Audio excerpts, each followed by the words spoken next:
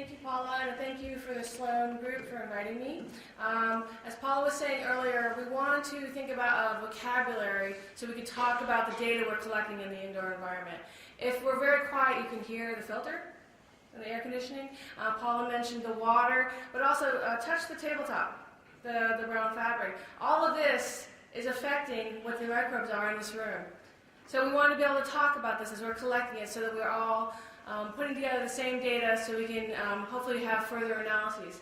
So as part of the MobiDoc, we launched a working group to extend the mixed standard. Now what this was involving is looking at the built environment, what type of data did we want to collect, what was unique to the built environment, and what could we already reuse out of the mixed standard. I'm part of the mixed working group, so we wanted to think about how we could extend our mixed standard, and this is our first version of doing that. So as part of the MobiDoc, we was working with Elizabeth Glass, who works for Folker at Oregon. She's actually delivering her twins tomorrow, so I'm presenting for both of us. But we wanted to put together the metadata standards to annotate the sequence samples that are coming into the MobiDoc for the data repository that's being built up. I'm going to walk you through the process of doing that and show you the initial standard that we've developed, and it's been approved by the mixed working group. These are the PIs of the MobiDoc, and below is our working group, members of the group. It's a diverse group of people from across the MobiDoc. We wanted to have a lot of input as to what we should be including, for what was important to collect in the indoor environment, what was pertinent, and what would describe best these indoor samples. So we've met for about 8 or 9 months, and we put together the standard. Initially, we talked a lot about why we want to look at the indoor versus, say, doing samples outside. What was important to collect, what we were thinking about how different was the indoor environment from the soil samples you could take outside, say the front door for walking outside. As Jeffrey very well showed, and then some of the initial studies have been showing, the indoor environment is very diverse. There's a lot of microbes there. It's not just the same microbes and the same composition as what you're seeing if you walked outside and sampled the water. So this is very important for us to capture and understand what's going on in the indoor environment, as we do spend, as all of you, I'm sure, just like myself, we're at work or at home, majority of our time we're inside. So in order to be able to capture this information, we decided to utilize the mixed standard to capture this metadata and create a vocabulary so that researchers collecting data would have a small set of data initially, it's a minimal standard, to describe that data. We're also devising a larger standard. I was talking to Jeffrey yesterday about this. There are many types of data that indoor environment researchers want to collect, but to be able to compare the sequences, at least initially, a minimal standard is what we need to build. So that was our first step. Now I wanted to show you this. This is the mixed standard. This is a nice schema that we've put together that shows you the diversity of the standard and how it can be utilized for different research. So Dawn mentioned that we started with MIG, so minimal information for a genome sequence. This is expanded so that we have different checklists, whether you're doing metagenomes or survey work or pangenomes, it's appropriate. You can find the terminologies you need within our standard. Next down, you can see that there's a large number of shared descriptors. That's done on purpose so that no matter what checklist you're using, there's a core set of terms that describe all of them, and they're comparable. So the idea of us collecting indoor metadata is that we can compare it to metadata that's been annotated outdoor. This is a nice tool for us to expand our knowledge. As we go down to the bottom, you'll see there's a number of what we call environmental packages, and these have been developed with the mix so that we can have specific terms for a particular type of study. So one good example is the human associated, for the Human Microbiome Project. We wanted to be able to describe very specific terms that are applicable to that environment. So one of our first steps for doing this built environment checklist was to see what terms here we could repurpose, what was appropriate for the built environment, but then what also was unique. And that's the steps that Elizabeth and I went through with our working group. Air, as you can imagine, would be appropriate, and we did end up using some air terms, and I'll show you. So I summarized here the work over the last number of months, but in a stepwise fashion, because this is really, we had to think about, as a mixed working group as well, how do we extend our standard? How do we bring in new communities that want to look at a different environment, and how do we properly extend the standard so that it works with our current standard, but it follows the same protocols. So this is the basic steps we went through. Elizabeth's group really want to look at the literature and look at the data that's in the SRA and what data was collected. So this is more of a ground-up approach. What data was already being collected. But at the same time, we also want to look at what was, as Jeffrey mentioned, what was important to collect. Not just what was already being collected, but what was the most ideal things we should be collecting. So all this we brought together. The built environment PIs, members of the Sloan research groups, they're very helpful to us in getting that information back. We suggest lists to them, they suggest lists back. We had a good give and take for a couple of months so we could really get a good feel of what we should be collecting. We then went through the steps more on the GST side of the game, thinking about how we put this into a standards format. What were we describing, what terms, definitions, how should a particular thing be measured? Do we have categorical variables like the type of material in the cushions you're sitting on, or was it the rate of the airflow? So those things had to be specified. Near the end of the fall, we had a standard that we thought was a good version 1. We presented it at the GSC meeting in Bremen, got a lot of really good feedback, had meetings there and discussed it, and then after that we tweaked it, got some more feedback, and got a version 2 that went to Palin for approval.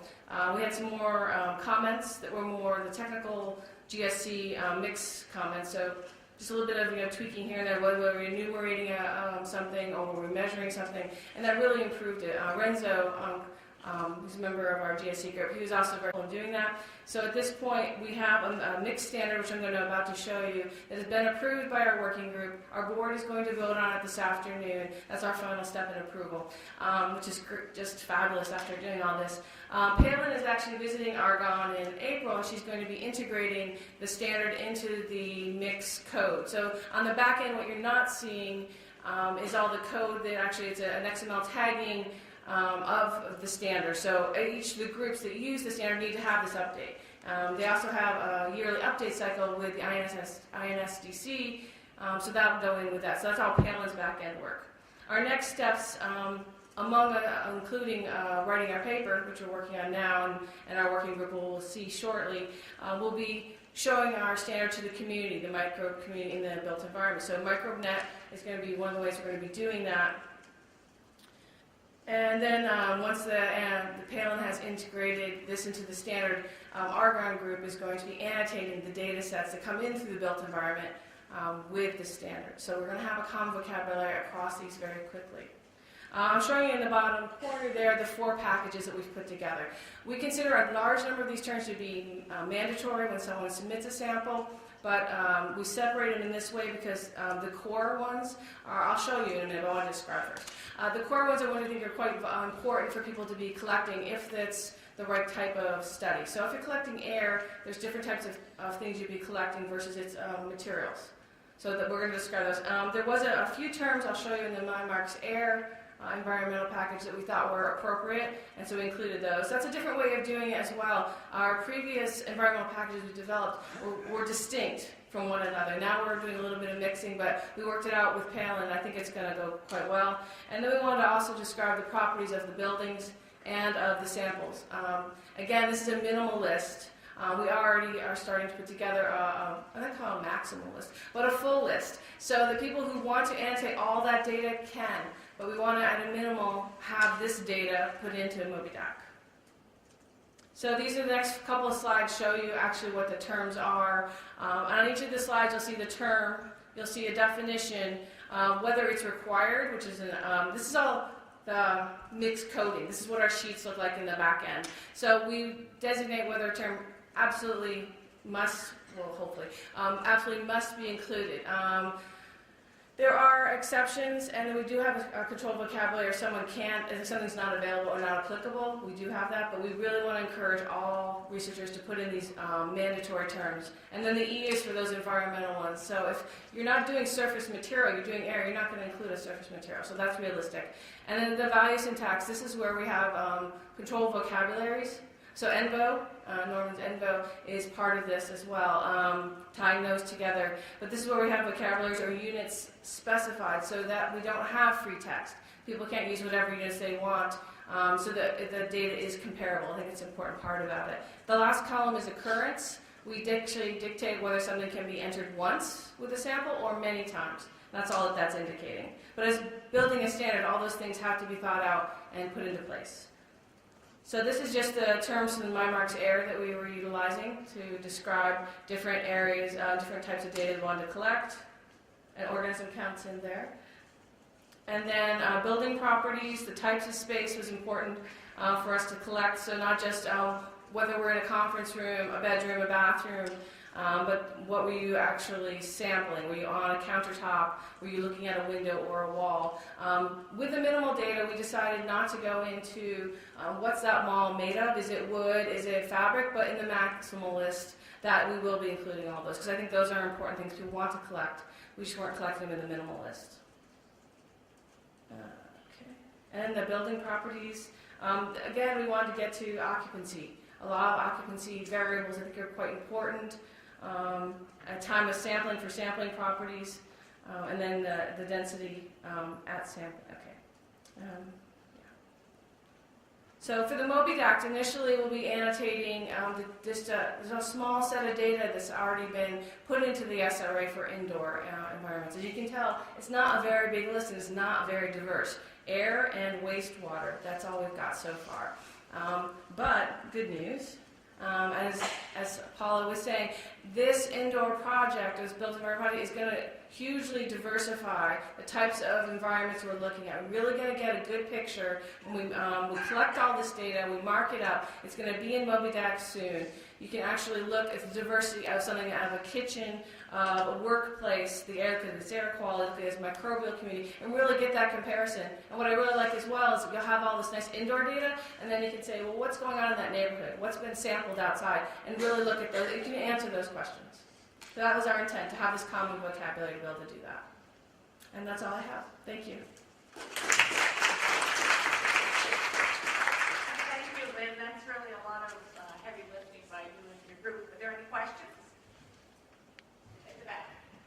Yeah, I've got one. To what extent are these analyses quantitative, and to what extent are they just qualitative? And the reason I ask is because there's a huge industry around filing legal claims having to do with exposure to fungi in an indoor environment. Do you mean when they're doing the sampling, or when we're assessing what terms to include? Well, the whole business with the sampling and then in the annotation, because there's real concern about making sure that with, take for example, exposure to fungal toxins, the quantitative exposure is critical, not merely the presence of something that's a toxin, but it has to be present in a dose level to be of concern. And so there's a lot of issue around the whole sampling methodology to ensure that you've got accurate quantitative sampling going on. I'm just wondering to what extent is MobiDACT and this whole approach tracking that kind of methodology on quantitative sampling, or is it qualitative sampling? There's a mixture of both, because things like type of carpet is going to be a qualitative, it's going to be types. But then we have airflow or other things we're measuring, and they're all listed here if you go up into it here. They're actually measurements. So everything that could be a measurement, we've included as a measurement. So we exactly want to be able to have that rigor in the data. You don't want to just know that it's blue or red, but if you can actually have a strong measure, you can actually do real analyses, and that's what we're trying to do.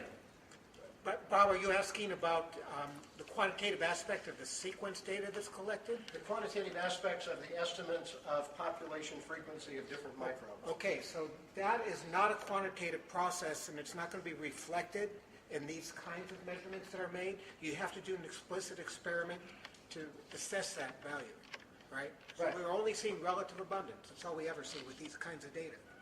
Yeah, and I was just asking about the quantitative stuff because there is such a big legal interest Yeah, and major lawsuits filed around this, and anything that advances the methodology and that kind of assessment is of interest to that community, and anything that can be misrepresented by that community will be. Yeah, but once again, those are not measurements that are routinely taken. That's just a different line of experimentation. Yeah, I mean, it requires things like quantitative airflow for air sampling and quantitative... Well, those numbers might be available, but qPCR is what I'm thinking about, Right. or cultivation I think assays. this is an important discussion, but I think that it's probably better sort of taken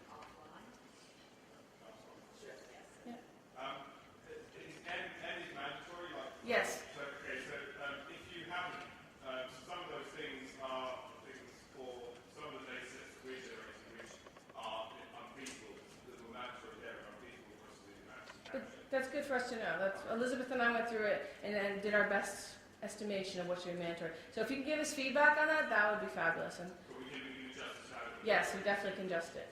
We do want to be managed. I would like that. Elizabeth would definitely like that. Hi. Hello? I was wondering if you had any collaborations with looking at, with the neonatal ICO, looking at, say, human or infant microbiome, basically, because I think it would be interesting to study, especially in the setting of colonization of microbes from the environment kind of early in life. Actually, we funded a study. Jill Banfield is studying with Mike Morowitz babies in a hospital in Pittsburgh and the associated neonatal intensive care units. We don't have, she doesn't have the data yet. They've done the sampling, and they're sampling both the babies and the room, and the people who come in and out of the room, number of other parameters. Should be interesting.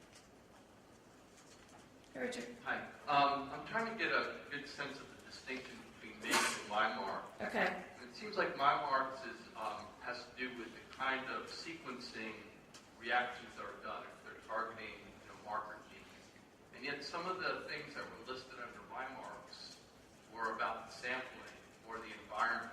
And it seems like those things would be general regardless of whether you were doing a marker gene analysis or a comprehensive analysis. So I don't quite understand why some things are in MyMarks and other things in sequence. Dawn, do you want to address this? She's right behind you.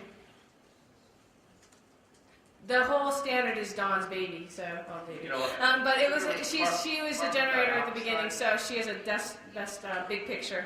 Carbon dioxide was one of the ones that was listed under MIGs out there. I don't think so. No, I don't think so.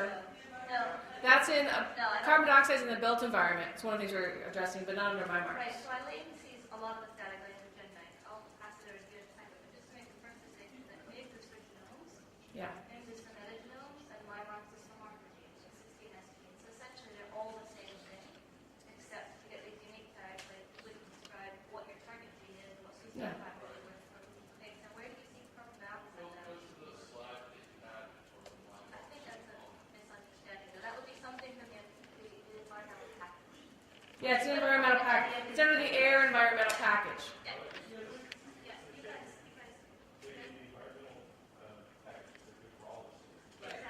They are. They're across. Exactly. Yeah.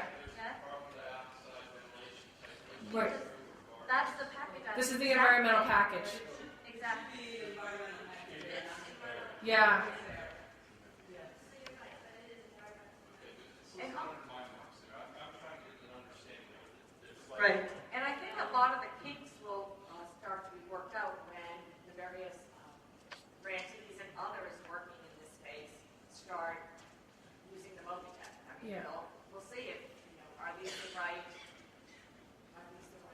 Yeah, when MyMarks was put together in a spreadsheet, that's when the first time we had all those environmental packages. That's why it's tied together like that, naming, but yeah. Then after that, we realized that they were applicable to everything. Right, and so it expanded. And the spreadsheet seems to be updated. Yeah. We're Yeah. planning on trying to do something similar with We'd be very appreciative if projects, you did. trying to get good Absolutely. understanding. So the other thing is just historical context. So MIGs got published with the metagenomes in it, the first paper, and we simply said if you have an environment like water, I think we integrated a few things for water, Right. Yeah. and we said you should describe your environment. We didn't have the time to finish.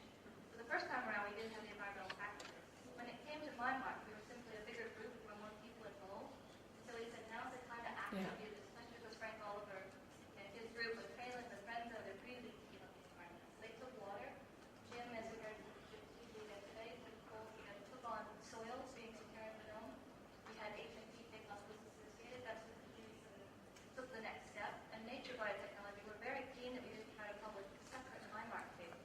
And there was so much overlap. That's where mix came from. And a big part of the mix paper was environmental. Yeah. But we need this kind of feedback. Yeah, absolutely. That's a great. Yeah. Great. Thank you for all the questions. No, Dawn and Eileen, thank you. thank you very